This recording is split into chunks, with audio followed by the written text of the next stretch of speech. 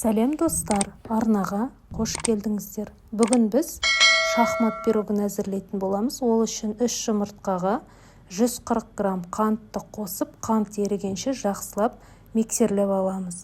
Одан соң 80 грамм сұйық майды, 120 грамм сүтті қосып, тағы да миксерлейміз. Енді 200 грамм ұнға 1 шай қасық қамыр қопсытқышты, 3 ас қасық какао ұнтағын салып, ыдыстың ішінде араластырып аламыз да сұйық массамызға қосып, осындай қамыр әзірлейміз.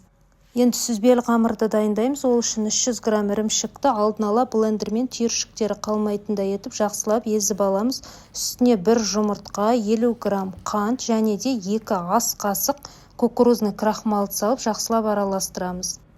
Өлшемі 20-30 болатын формамызға пергамент қағазын төсеп, қамырды осылай тегістеп жайып шығамыз.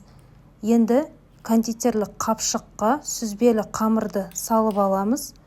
Осылай ұшын қайшымен кесемізде тор көз қылып, осы видеода көрсетілгендей сүзбелі қамырды салып шығамыз.